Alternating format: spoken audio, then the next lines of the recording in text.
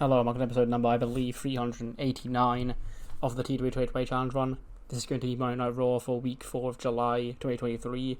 The first shows from the fallout of King of the Ring and Evolution, and the first of the 4 more week build towards SummerSlam in the Tokyo Dome for 2 nights in week 3 of August. And tonight, it got a big main event. We're here in Madison Square Garden because I felt like, with a flying back from Europe, like some of these women were in France yesterday. Like, so it has to be somewhere on the East Coast, realistically, they'd want to fly to keep the distance shorter and, way better than MSG. So yeah, we're on MSG here tonight, and our main event will be a Raw Tag Team Championship match as the OG leaders, Finn Balor and AJ Styles, defend their titles against Drew McIntyre and the WWE Champion, Cody Rhodes. Without any more further ado, though, let's jump straight into the show. We kick off. I felt like no better way to kick off. Nothing from at least the Raw side of the last 2 pay-per-views. Obviously, we'd kick off with the big ECW announcement, like in the hype video, because that sort of is the most important part. But the first person we see come out on this show is Becky Lynch. Finally made her return after over a year away from another pregnancy leave. And arrived in Patty, punched Tiffany Stratton in the face, and is now back here on Raw. And she goes, "So, New York City, the man has come back around." Rumours of my demise had been quite greatly exaggerated over the past year. They think, Becky's gone for another year, We thought the first time she left, we'd already started speculating that could have been the end of her time in WWE. But then when I came back and I was on top of my game again, and now I got pregnant again, once again, people made the same mistake, and maybe they'll learn by now never to count me out. Now, of course, it's been a while. A lot of things have changed since I was here last time. Some new faces have emerged that, quite frankly, I'd be looking forward to stepping into the ring with. A lot of old faces I haven't stepped into the ring with in a while. One of those names being the WWE Women's Champion, Sasha Banks. Now, me and Sasha, we go way back. We've had our wars, we've been besties, we've been enemies, we've been all sorts of things. Okay. But with Sasha the champion and Asuka seemingly going for the Women's World Championship with her Queen of the Ring victory, that leaves the spot open for a challenger for your championship at SummerSlam. So Sasha, get your ass out here and give me the answer. Yes, y'all. So fresh, y'all. Snoop Dogg with Sasha Banks. We the best, y'all. Make way for the new. Out comes Sasha. He's like, "Becky, first of all," because welcome back, It's been a while. As you can see, I'm still here and I'm still dominating. I'm the WWE Women's Champion. You didn't bank on anything else than that, did you? You knew that you'd walk into a WWE still dominated by me. But that brings me to you, Bex. You're out here, you're demanding a championship opportunity from me at SummerSlam? Bitch, I don't give no handouts, okay? You've been gone for over a year. How do we even know if you're still a top competitor in this women's division? Okay? For all we know, you could be rusty, okay? You could be the worst competitor in this entire division. So what makes you think you can walk back up and have a championship opportunity without even competing in the matches you've been back here in WWE? Becky goes, "Oh, those sounds like words of someone who's scared." Sasha goes, "Oh, believe me, I'd love to run it back with me and you. But since you're not clearly in championship contention right now, I guess my SummerSlam will be a bit different because I'll have to look elsewhere." All hail the Queen.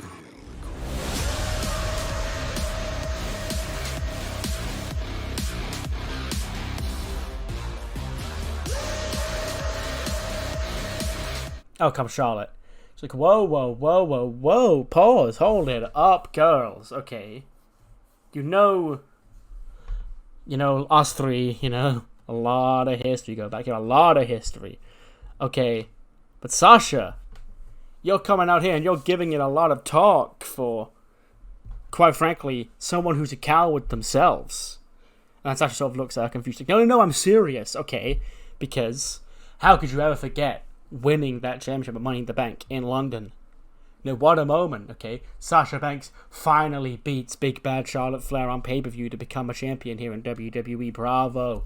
And it took you, 8 years to do it? And then, not only do you go off and defend your championship against somebody else who's not me, not even giving me my rematch for the championship, but then that person goes down and more people are giving title opportunities and none of them are me. Okay?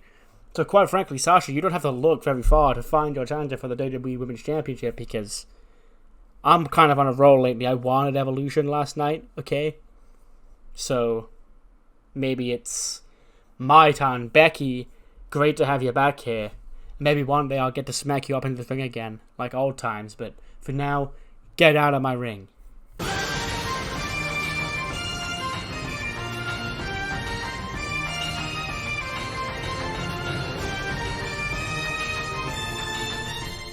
Then out comes Kairi. And Kairi goes, I may have lost Women's Championship match at Evolution, but I gave it my best. And with SummerSlam in Tokyo, my country, I want another shot.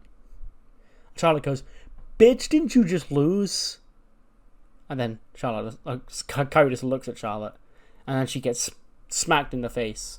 And Charlotte and Kairi begin to brawl. I imagine Ava and Ariana try and join the fight, but Becky and Sasha pull them off and begin like a 3-on-3 attack, which leads to, after the break, we have a tag team match, a 6-woman tag team match.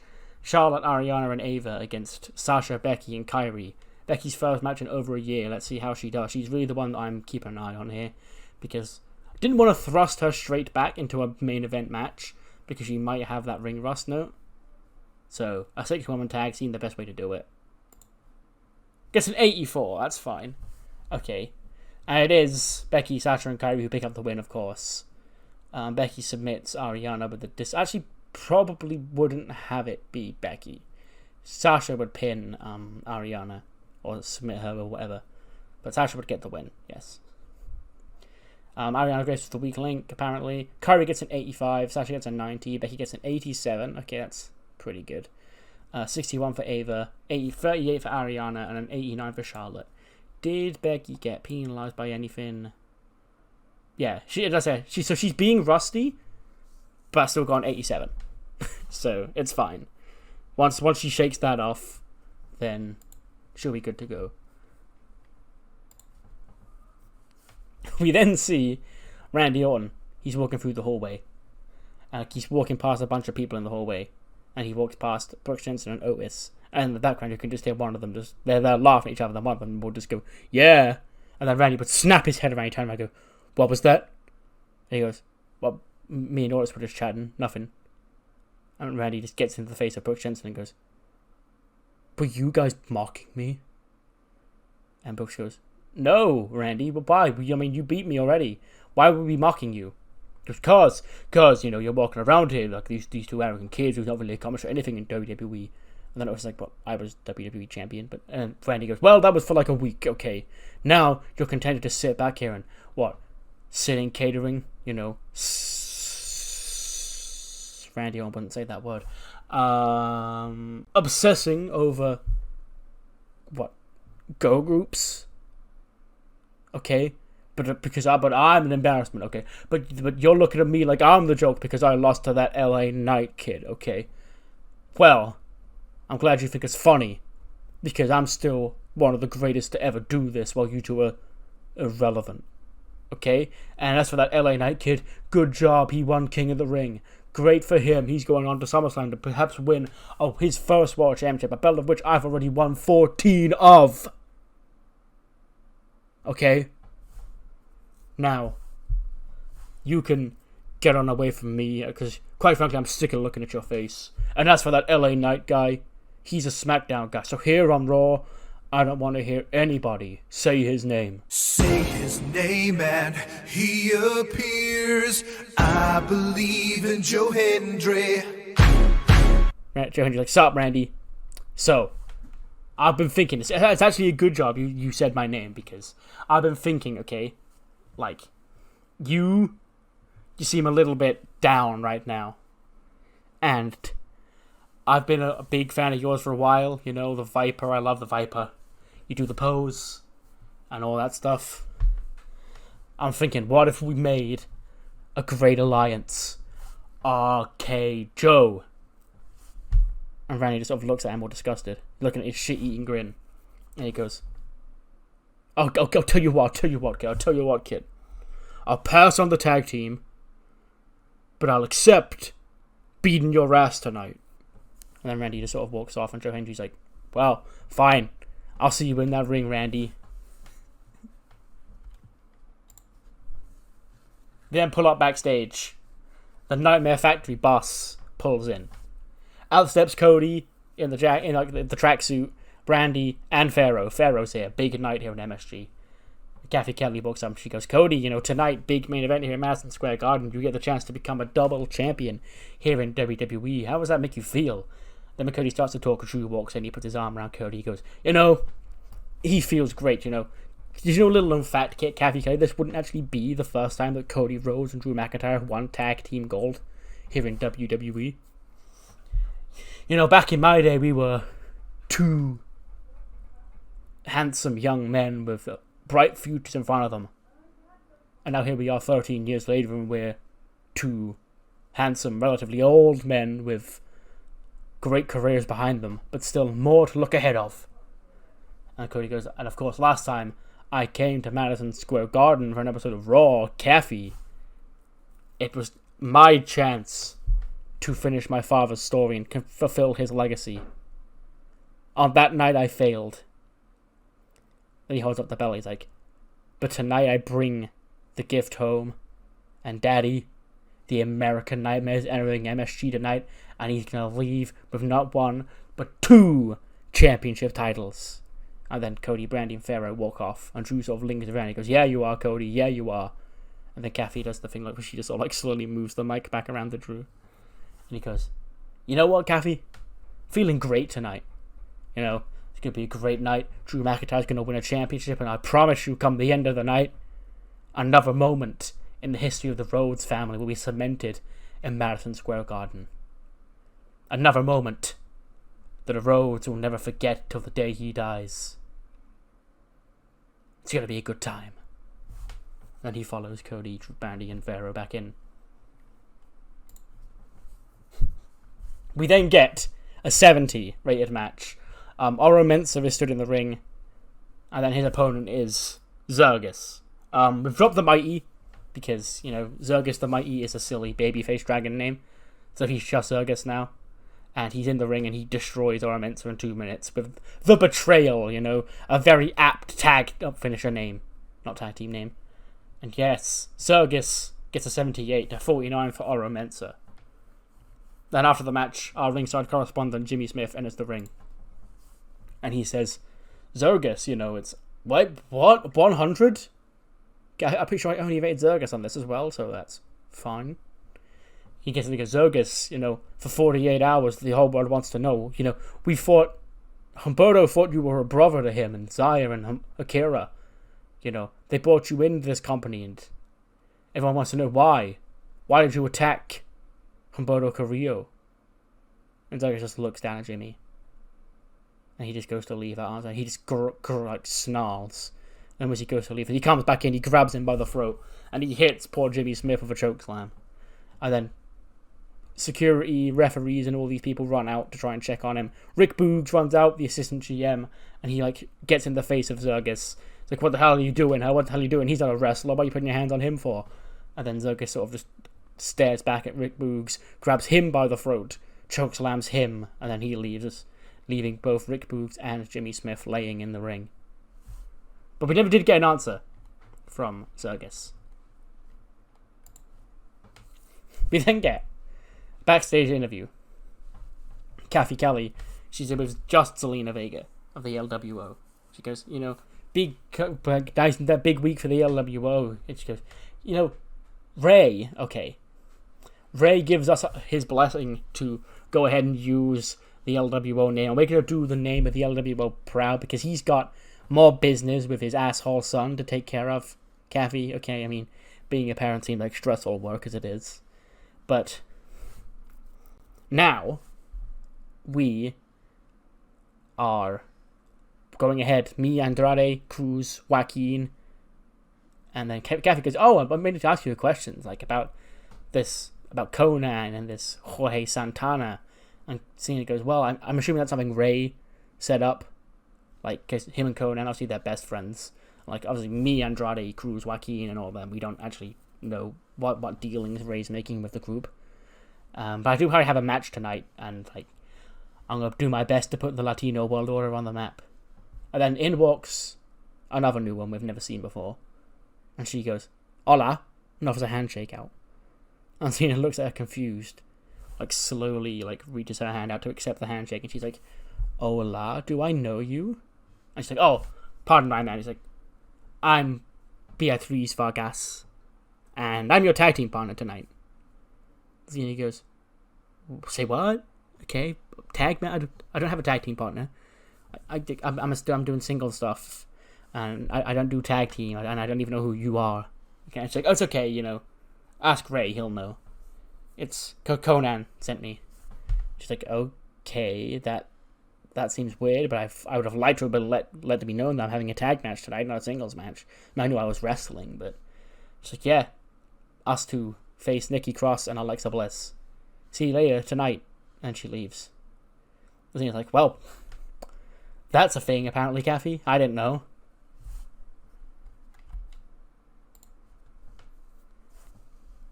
Out comes Edge and Christian. Edge and Christian come to the ring. They get big pop from the MSG crowd. Edge has the mic. He goes, oh, Madison Square Garden, it's good to be back. Now, you guys, you haven't seen me in quite a while. And I've got a reason for that.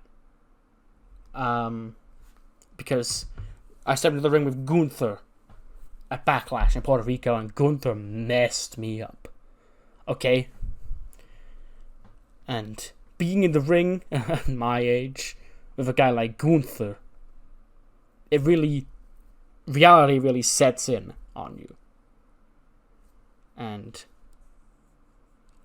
that's why I'd like to ask, Batista, Dave, and Triple H my time here tonight with my best friend by my side to reflect on my mindset over the past few months. You see, I'm not one to be all doom and gloom, but man, there are times when I get into this ring that I don't know if I can do it anymore. I'm not the same guy that I was like 15 years ago. For every single match it gets tougher and tougher, and then you throw in a guy like Gunther, who, even if I was in my prime, I'd be feeling the effects of a match with Gunther for weeks. And SummerSlam coming up, big show, Tokyo Dome. I don't know, guys. This might be it. Big gasp from the crowd. Because I never want to say never, because it's wrestling, but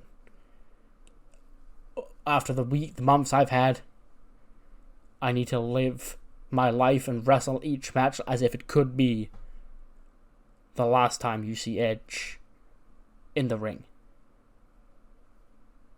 Out comes Gunther and Imperium, and he goes, Edge, he goes, welcome back. Okay, first of all, it's great to see you're back. Make sure you're recovering from that mauling I gave you a Backlash. But in the meantime, since you've been gone away, Edge, we haven't taken our foot off the gas. Imperium have continued to dominate. Hell, Vinci here. Vinci beat your best friend there at King of the Ring just 2 days ago. And now you see you're outnumbered. 3-on-2 against Imperium. And then Ludwig takes the mic and he goes, and you come out here and you tell this sob story about Edge and 25 years of your damn career, and how your next match, that could be your last.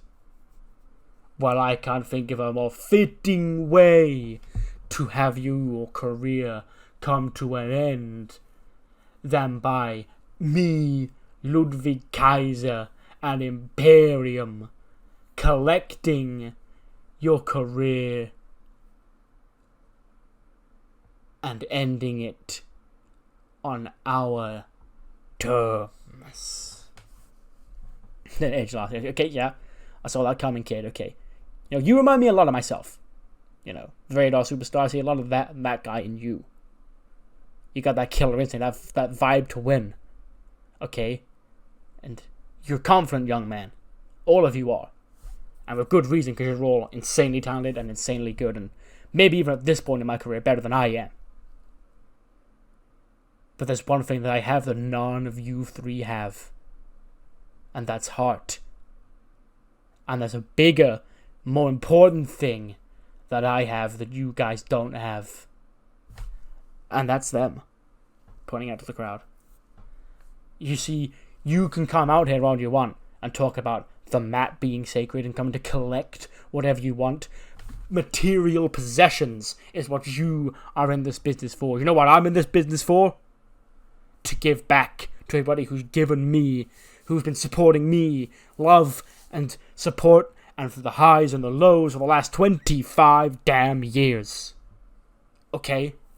So yes, I may not be a spring chicken anymore. I may not be as fast as you, or as dominant as you, or as tough as you, but you're gonna have to kill me to put me down. And Gunnar laughs. He goes, Edge, I thought you'd learned your lesson from Backlash. But I see 2 of you and 3 of us. This seemed like an easy fight. And then Christian takes the mic. And he goes, enough of this. Okay? What are you guys talking about? Like I'm not here, huh? Okay? For all this time, I've been Edge's best friend, okay? This guy, he points at Gunnar, he goes, you didn't even want to wrestle me at King of the Ring because I wasn't worth your time. Okay? When's it going to be the time to put respect on Christian's name? Okay, and I'm going to tell you when and where that time is, Gunther, you big oaf. Next week, me and you on Raw, 1-on-1. And then, since you guys like to think about the numbers game, you can run your mouth about that. I've actually been doing some contacting with some of the guys here on the roster, or some of the guys coming through NXT, and I've got a guy. So how about it? Next week, Gunther and Christian here on Raw, and at SummerSlam, Imperium against Edge and Christian, and our 3rd man. And Gunther goes, what did you say? Huh? You're gonna have to kill me to beat me?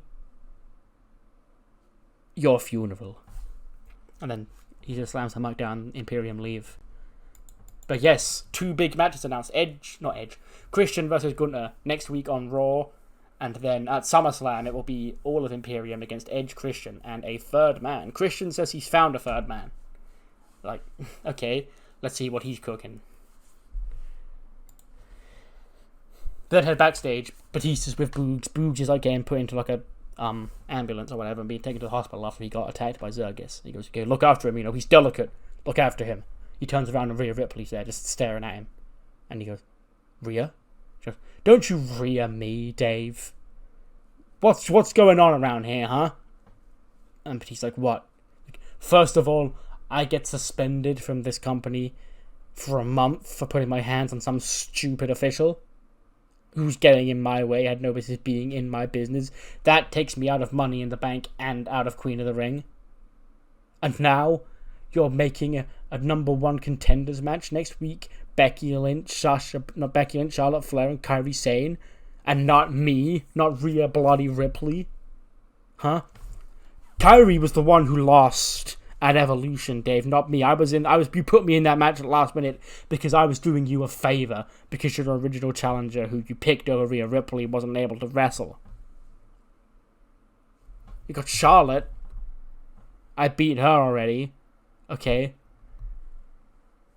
And then you've got Becky. Hasn't even wrestled a singles match in over a year. Last time she did, I beat her as well. But yet I'm not in this triple threat match, Dave. Why? Why? Batista goes, well, there was only so much room for so many people in it. It's like, it's fine, you know. There's always next year. Maybe next SummerSlam will be your year. And Rhea just laughs and goes, no, Dave. This year will be my year. You may think you're holding off on putting your most dominant women in that championship match for protection of Sasha's little reign. But it's going to end up biting you on the ass. Then Rhea walks off and Dave's like, oh, good. 81. This 8-man tag that was announced last week. It's Chad Gable, Anthony Ogogo, Sheamus and Ridge Holland against Planet Jarrett, Jeff Jarrett, Baron Corbin, and the Good Brothers. It is the babyface team pick up the win. That being Gable, Ogogo, Sheamus and Ridge. When Sheamus pins Luke Gallows with a bro kick in 13 minutes and 10. 70 for Ridge, 82 for Sheamus, 51 for Ogogo, 93 for Gable, 60 for Gallows, 71 for Anderson, 78 for Corbin, and a 58 for Double J. Yeah. And Gable, you know, seemed sincere last week when he came to the aid of Sheamus, and they did coexist tonight, so who knows? Who knows what's going on there? Then get a quick backstage segment. AJ and Finn are in the locker room. And he goes, you know, tonight's tough, you know. Or I've been reading online, you know. People think this is the toughest match of our career, you know. We beat two of the greatest tag team champions of the modern era to keep these titles at King of the Ring. And tonight, we're going to beat the WWE Champion. And a former WWE Champion, the current franchise player of Raw. To cement ourselves atop of Raw. And that, my friends, is too sweet. Ray's then in the ring. And Ray goes, Dom, my son, I thought it was over between us. WrestleMania, I beat you. Backlash, I beat you. But here you are still getting all up in my business. Okay? So, Dom, my son, let's get out here and settle this like men. If there's any man still left in you. Out come Dominik and Annie Nice. And Annie goes, Ray, you might want to watch your mouth. But what you're saying about Dominik Mysterio here, because this guy will beat your ass at a drop of a hat. Okay? What we have here is the new face of Cruiserweight Wrestling, okay? Mysterio, still a big name in the face of Cruiserweight Wrestling, but not the current name, because nobody cares about Ray. It's all about Dom now. Okay? And Dirty Dom, you know, when he first got into the professional wrestling business, when he first trained to become a wrestler, you promised him that he would be the next generation of Mysterio as you so wanted him to be, because now he's taken a turn you don't like. You're gonna shame that for him? Shame on you, Rey Mysterio. Shame on you. Okay? And Ray just laughs. He goes, I did promise Dom when he was getting into the business that he could be the next generation of Rey Mysterio. That's before I knew how he'd be corrupted in this industry. He stands there, standing side by side with you, stupid big mullet. This isn't my son. Okay? This guy, I can beat this guy's ass every single week. And Dom describes him, he goes, and why don't you prove it, huh?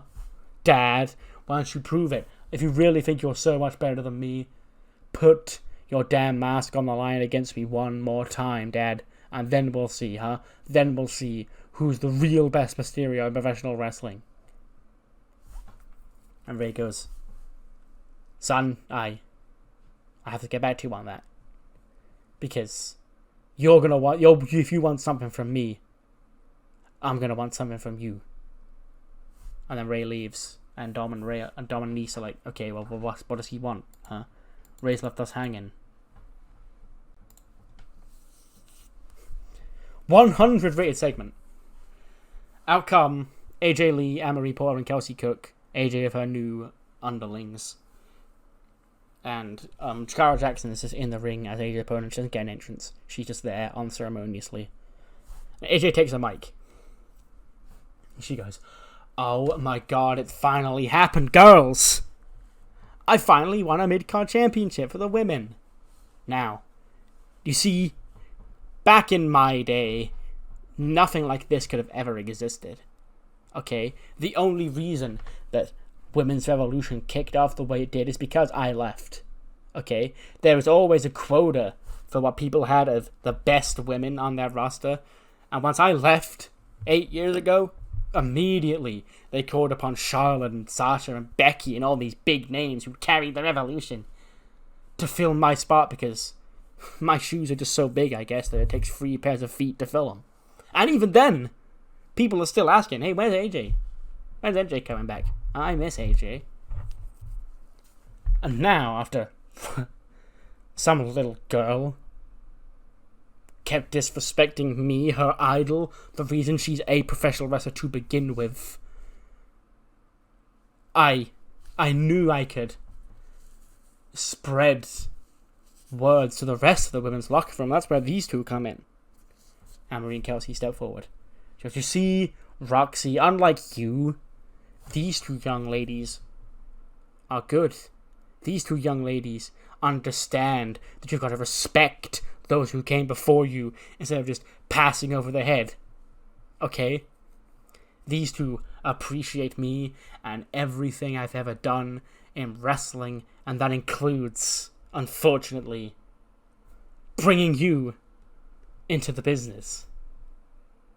But don't worry, because as a collective web, you come in here and you're going to get stuck. We're going to send you packing. Now you!" She points to Chikara, who's just chilling in the ring. She's like, "Come here." And she speaks to her. She's like, "What's your name?" And then Chikara goes to speak, and then she pulls the microphone and goes, "Actually, no one cares. You're just getting started here in wrestling. You know, you're relatively young, you're relatively new, you know. You look like you've got a bright future here, so let me bestow upon you some veterans' advice, okay?" Pause for dramatic effect for those who #get the reference. Let me bestow upon you some veteran advice. If you get the chance to team with your hero, the woman who makes you you, and the woman who makes you want to be better, thank them. Every possible opportunity you get, thank them. Dedicate your life, your career, in their honor. Because we do hold a grudge. Okay? And unfortunately for you, you're a young girl. You've barely even wrestled here on Raw. But unfortunately, you're just a poor little fly who's flown into the wrong spider's web. And now it's my job, I guess, to eat you up. Okay, ring the bell.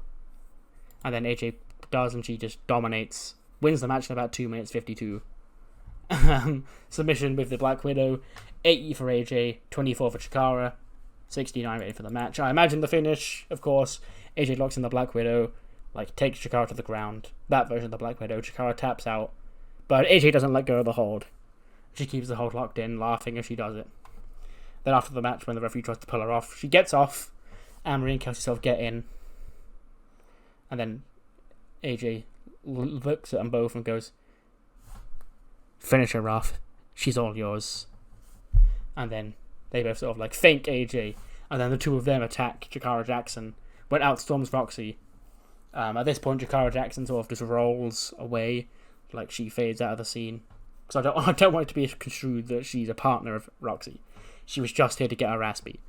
But Roxy does slide in, but she's probably got a pipe or something. She starts swinging at Anne-Marie, but then Anne-Marie and Kelsey outnumber her. And I imagine the situation would be they get Roxy down to her knees and they're holding her in place, each is holding one of her arms, and forcing her to look up at AJ as AJ's got a mic and starts rubbing insult to her injury. And she's like, "Well, look who it is, another pesky little pest flown into my web, okay? Roxy, I get it, okay? You're angry at me, you're angry at Anne-Marie and Kelsey for taking this championship that you think is yours, but maybe you should look in the mirror and blame yourself, because none of this would have ever happened if you'd have just been grateful for what you are and what I gave you, okay? These two women here, they understand who I am. They understand that I am a pioneer in this business. Somebody who never got the respect they deserved because they came about at the wrong time, okay?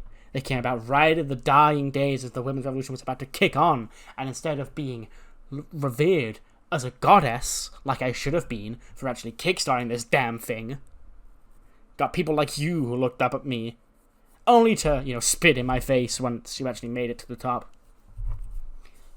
But now, karma works in mysterious ways, Roxy, and now you're never going to make it to the top. Because I'm going to be sitting at the top. And I'm not going to let you get to the top. Because you've made an enemy out of your childhood hero. Okay, now when you can go to bed, you put your little AJ Lee jammies on, you look at my little poster on your bedroom wall. You can cry yourself to sleep and realize that you threw this all away at the age of 21. All for being selfish and just not saying thanks. Thanks for everything, AJ, that you did to me. Thanks for making my life worth living. But now, again, another pest wandered into our web, but you know how we deal with pests? We devour them. And then another 3-on-1 attack, Roxy's taken down. Anne-Marie and Kelsey attack her 2-on-1. AJ locks her in the Black Widow and Roxy passes out again. Then AJ picks up the belt. I imagine Anne-Marie and Kelsey sort of bowing down to AJ as she does it, and then they all leave together. We then cut to the anime boys. Last week was a quiet week for them. Sensei was still sort of down after they lost the scripts in the Cruiserweight title match, and then Saray was picked out by Kairi to team with her. And now, so we got two people who lost, but Saray's taken the loss in a better stride than Sensei did. Because Saray, she was in there with Sasha and Rhea and Charlotte, all these big names. So she's still vibing, but Sensei's still down after their loss. And Dio goes, well, we seem to have a split decision here. We seem to have split the room, Manny. On one hand, you got Saray who's ecstatic, and Sensei who's not. And Manny goes, well, obviously Saray is going to be happy that she, got that opportunity to be in that main event of Raw last week. But as for Sensei, what's up? What's up, champ? And Sensei goes, don't call me that. Please, for the love of God, of all words, don't call me that. And Dio goes, I see, is this still the scripts thing? And Sensei sort of looks at Dio, disgusted, going, yes, it's still the scripts thing, okay. I should be the Cruiserweight champion right now. Scripts, he's trying to take over. He's the new monster of the week, I guess. But he's more than that because he beat me. And now he's going to try and take over and do his thing. And I could have stopped him, but I didn't. It was all my fault. And Manny goes, no, it wasn't your fault, Sensei. I mean, you could have won and put an end to it all, but you losing isn't going to mean it's your fault. And then Dio's like, Manny, you're not helping. And he goes, I'm sorry, I don't know what to do, okay? I don't know what to do. Sensei's fucked mentally, and we need to help him out, okay? How are we going to get him battle ready? And then I imagine the TV comes on. But instead of a show, it's a message from scripts. And Manny goes, what does that mean? More than there's a thump, and we hear a robotic arm come out of the floor and grab the pendant off Saray's neck, and try and take it out the window. And Saray, she tries to chase after it. She's like, no, give me it back. And then I guess she's taken out as well, knocked down, and then some evil force has taken the pendant from Saray. And now we've got even more shit to worry about because, Sensei's trying to beat scripts, take that Cruiserweight title, and now the pendant's gone. So, then cut backstage. Sheamus is walking through the hall after his win tonight, and Kathy goes up to him and goes, Sheamus, big 8-man tag team, what's going on with you and Gable? And Sheamus goes, I couldn't tell you, honestly, Kathy, you know. Last I knew, Gable was being an annoying little runt that I kicked the head off in London to finally win the Intercontinental Championship. But now he's coming to my aid against Planet Jarrett. Don't get me wrong, I thank him for it, fella. But, you know, we've been at war over this title for months. And for him to suddenly have a change of heart, I don't know, Kathy, call me skeptical. And then Wes Lee walks into frame. Goes, Shamey, you know. Big win tonight, boy. Big win. Okay. But, you know, it took you a long time to become that Intercontinental Champion. And I understand that you want to do what's in your best interest to be the best champion that you can be. That's why I say, Sheamus. I don't know if you do this whole open challenge thing, but if you don't, this is me laying the gauntlet down. Me and you for that Intercontinental Championship next week.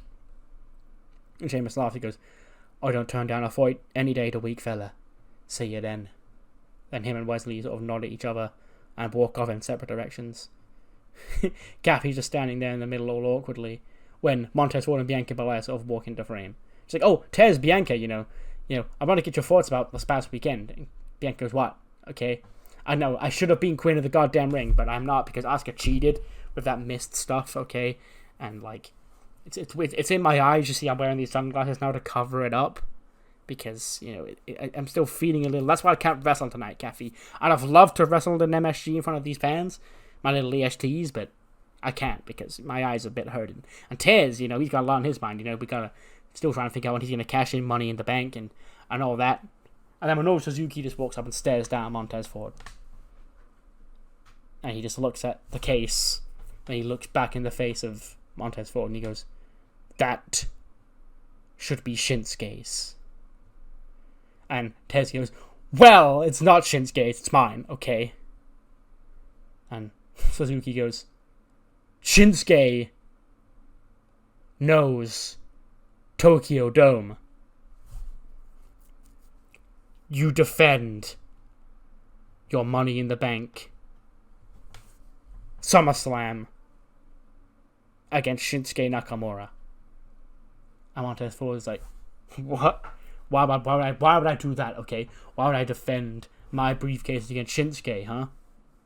And Bianca goes, I don't know, maybe he thinks you're a coward or something.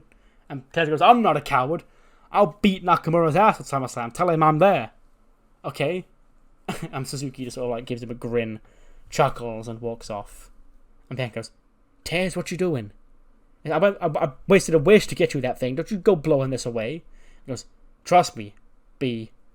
I got it covered. And he walks off. 75 is actually pretty good. It's Alexa and Nikki against Zelina Vega and this other woman, Beatrice Vargas.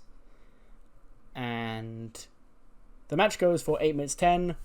Zelina's probably the legal woman for most of the match, if not the whole thing. But then, you know, Nikki's attacking her, getting her beaten down. You know, she's building her for the hot tag, and she finally goes to do the hot tag, and then Beatrice hops off the apron and just walks out on Zelina Vega. And she's like, what the fuck is going on here now? Okay. And then she looks up. Neckbreaker from Nikki Cross, Twisted Bliss, and Alexa and Nikki pick up their victory here tonight. 74 for Alexa, 60 for Nikki Cross, 50 for Beatrice, and 75 for Zelina Vega. And yeah, it will be Nikki Cross and Alexa Bliss challenging Tatum Paxley and Ivy Nile for the Women's Tag Team Championships at SummerSlam. A long time coming, you could say, because, you know, there's a lot of history there between Alexa specifically and those two women. Then cut backstage, Johnny Gargano and Tommaso Ciampa are talking, you know, big Raw's Tag Team Championship main event tonight. You know, tag team division could change, you know. But it doesn't matter if it's going to be Cody Rhodes or Drew McIntyre. We're still the best team in that division, Tommaso. And we're going to have to be on our best game because I want those tag team championships back. And then Ricochet and Bronson Reed are booking. It was all funny, okay. We meet here again because last week we had the same situation. You want your championships, but that's too bad, buddy, because we want our championships.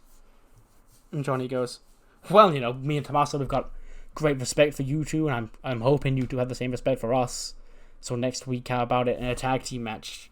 Me and Tommaso against you two, with the winners going on to face whoever wins tonight's main event at SummerSlam for the Raw Tag Team Championships. And Ricochet goes, oh, that's bold choice of you to do that, Johnny, because, you know, I didn't think you'd want to lose so soon. Because, you know, losing sort of runs in the family, I guess. And then Johnny's heading off. He slaps the fuck out of Ricochet for that. And then Bronson Reed steps in. He goes, what you doing, okay? Right, you little hothead. Do you think you can try and do that to me, huh?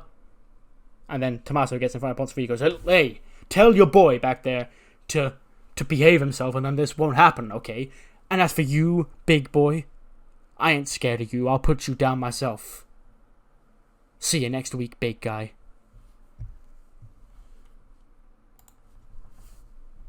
We then see Zelina. She's furious. She's like throwing shit on the floor. She storms into the LWO locker room. Well, what is this? Well, what's happening here? Okay. And Andrade's like, oh, take it easy. Take it easy. What's going on?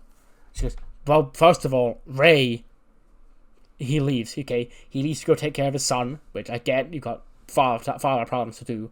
And then Conan comes in, and we're supposed to take Conan. And then that guy comes in. He's putting a Jorge. And then whoever that chick was, something fishy's going on here. I don't like it. And Andrade goes, well, maybe that was a bad egg, okay? This guy's on our side. And Santana steps up. And he gets into the face of both Zelina and Andrade. And he goes, don't worry. I'll tell Conan what happened tonight. Don't worry about it. And he walks off. But there's still like a tense, like, side-eye glare from Zelina towards Andrade. Wacky and Wild gets a new gimmick. He's still a couple of months off being cleared to wrestle, but I don't know, I could put him in this segment, so I did. But yeah. 70 rated match. Not very long at all.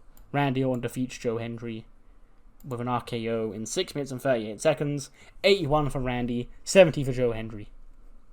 Doesn't seem like RK Joe will be a thing anytime soon. Next week, though, coming out of this stacked show at MSG, we've got another stacked show, including a big-time main event, pardon the pun, as we're going to find out who Sasha Banks' challenger for SummerSlam at the Tokyo Dome will be. In a triple threat match, Becky Lynch, Kairi Sane, and Charlotte Flair battle it out for the right to become the WWE Women's Champion. And speaking of championships, we're also going to know who's going to be heading into SummerSlam as the Intercontinental Champion, as Sheamus puts it all on the line against Wes Lee. And then another match with change of implications in the form of Johnny Gargano and Ciampa DIY taking on Bronson Reed and Ricochet of the Cyclone in a match that could have major implications for the Raw Tag Team Championships heading into the biggest party of the summer. And speaking of that event, we now know 2 matches officially from the Raw side that will be taking place on the show. The first was technically confirmed last night, Evolution, when Nikki Cross and Alexa Bliss are set to challenge Ivy Nile and Tatum Paxley for the WWE Women's Tag Team Championships in Japan, in Tokyo. And speaking of the Tokyo Dome, it's a big homecoming for Shinsuke Nakamura once again, as he steps back into that legendary building, this time facing off against Montez Ford with that Money in the Bank briefcase on the line. 95 rated main event. I'm glad this did well, because this is a fucking big match and a big moment in time, I guess. Yeah, AJ and Finn and Drew and Cody have sort of been closely linked since before Starrcade. So yeah, to finally be doing this match, like the one combination we haven't done, it's cool. But Cody Rhodes, wrestling has more than one royal family. He's back in MSG. Last time he was here, he failed to win that championship by count out. Can he bring a championship home tonight? He's finished the story. He's brought the championship to MSG. He's here with Drew McIntyre against AJ Styles and Finn Balor in a match that goes 22-53. And there's a lot of cool big moments here. You know, AJ and Finn doing their thing. Drew's doing his thing, throwing him around. Cody's doing his thing, being beast mode. and Cody's getting all fired up at some point. Then I imagine he would, like, the finish would come. He's getting all fired up, probably off a hot tag, taking everybody down. And he gets so excited, he goes to the middle rope. He goes to deliver a disaster kick to AJ Styles. But AJ rolls out of the way, and Cody accidentally kicks Drew, which takes him down. And then AJ tags into Finn Balor, but that's behind Cody's back because he's, like, too busy checking on Drew. You know, he'd hit the beautiful disaster. Drew would fall to the outside, and he'd be like, "Oh fuck, buddy," and then him and the ref would both be looking, or not the ref, just Cody, would be looking over to see, like, what Drew's doing after that. But then AJ would tag into Finn while Cody's not looking. AJ would then attack Cody from behind, but Cody would roll through. He'd hit a crossroads. He'd hit crossroads number 2. He'd hit crossroads number 3. And then he'd go for the pin. But of course, AJ is no longer the legal man. And then as he'd go for the pin, and the referee's trying to tell him that Finn tagged in, Finn flies off the top of a coup de grace. And he pins the WWE Champion to retain the championships. AJ and Finn retain the titles against Drew McIntyre and Cody Rhodes the other night. An 87 for Drew McIntyre, an 88 for Cody Rhodes, an 89 for Finn Balor, and an 82 for AJ Styles. Big moment, and after the match, of course, the referee's got Cody's belt and the tag belts.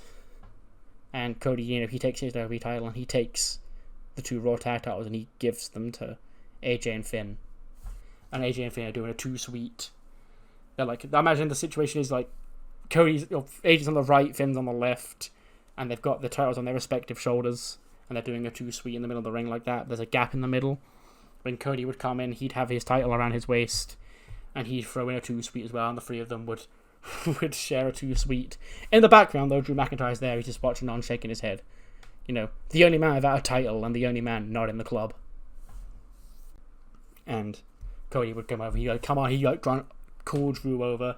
Drew would get into the ring. He'd raise his hand. So then the situation would be like AJ's on the right, then Cody, then Drew, then Finn, raising each other's arms at the end of the show. AJ and Finn, they leave. Cody, he's got that WWE Championship. He's going to celebrate, send the fans of MSG home happy. Yeah, his music's going to play after they raise his arms, because I imagine the situation would have been like Finn's music plays like once he got the pin, and then like once Cody took the tag belts, the music would have stopped. It would have been that big, ooh, what's he going to do moment. But then he would just hand the belts over, of course. And then when AJ and Finn leave the ring, Cody's music plays, Adrenaline in My Soul. And him and Drew just start waving to the crowd as they go to send the MSG crowd home happy, you know. Graphic in the bottom corner, thank you all for watching. And then Cody turns into a Claymore. Music stops. Fans are shocked. Imagine, like, as Drew looks down at Cody, like he's got the hair in front of his face. And we do the evil hair slick back. And then he'd look down at the WWE Championship on the floor. Look down at Cody. He'd back into the corner. And he'd give a 3-2-1 countdown, but like not the big babyface 3-2-1. That's like a slow, like 3-2-1. And then when Cody gets back to his feet, he gets laid out by another Claymore. Andrew picks up the WWE title. And he holds it up high to end the show. So, he did say earlier on tonight, you know, there'll be a big moment the Rhodes family will never forget here tonight at MSG. He wasn't that wrong. 92. Apparently I used Ariana Grace too much on the show. Fuck me, this recording's gone 54 minutes. Okay. Yes, but what matters more than that is what you thought of the show. So do let me know you thought in the comments below, and I'll see you just over the other side now for Heat, where, you know, some women might have some explaining to do. Heat kicks off with the Next Gen girls coming out. And they're like, we told you, okay. I don't know why you didn't see it coming, okay. Like, we were in there, we told Brandy Rhodes last time you saw us. You don't know when, you don't know where, but we're gonna make an impact. Okay? And we're bigger to make an impact, okay, than right after the main event of a big international women's only premium live event. Okay. So Candace She won the Royal Rumble. She won the main event at WrestleMania. You know, she's proven herself to be one of the best here in the WWE Women's division. But okay, it's time for that to sort of be moved to the back, because as we've already proven, Next Gen has one goal, and that's to take over. Okay, we've done the past. Okay, we've beat all your favorite wrestlers of the past. Now it's time to take out the top stars of the present. Okay, and Candice LeRae, she's not going to be here tonight because, you know, we beat her up a little bad 24 hours ago in a completely different continent.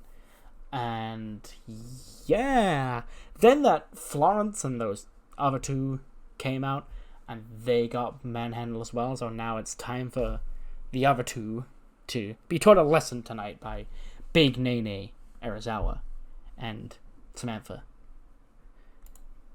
60 rated opening tag team match. It is the Next Gen duo of Nene Arizawa and Samantha Riggs defeating Lyra and Killer Kelly when Nene pins Killer with a winning kick. 43 for Nene, 39 for Samantha Riggs, 74 for Lyra Valkyria, and a 61 for Killer Kelly. Sure. I'd have to keep these two strong because, you know, again, I'm going to say it till I go blue in the face. TEW is not built to do Nexus-like ankles. So, after the match, though, Florence does come out to make the save. She probably has a chair or something and chases them off with the chair. All 5 of them. Lene, maybe not her, but then like she can stand her ground and get attacked for 3-on-1 to prove that she's a big beast. She is the muscle of the group. But in the end, they are all sent packing by Florence and her case and her angry birds of prey. Then get a 57 rated match. Nothing really much else to say here. Carmella defeats Fallon Henley with a code of silence in 8:54. 55 for Carmella, 40 for Fallon. Sure, just seemed like a match I wanted to do. I don't know why. Oh! Then get a 73 rated tag team match. Kayden and Katana. Let's talk about Kayden and Katana real quick. They've got excellent chemistry together. They've had it like since the beginning of the save. And like with excellent chemistry, Katana's getting a 68 and a 53 for Kayden. So, you know, they've been on my roster since I think like the autumn of 2020, and they've never been above unimportant. You know, because they've not really doing much of anything. And I'm actually going to try and heat them up, at least get them to recognizable, because with performances like that, with like 30 odd pop, they could be, you know, a good addition to the tag division. So they do pick up the winner of VXT, which is fine because Chelsea Green can eat as many defeats as she wants, because it will not affect her at all in the slightest. And a 76 rated main event, Hikaru Shida defeats Piper Niven 12:43 with a Maju no Ichigeki, 80 for Shida, 55 for Piper. And so ends Heat from MSG. These two were overused too much. These two Next Gen girls, that's fine. What matters more is what you thought of the show. So do let me know what you thought in the comments below, and I will see you next time for a very special episode 390.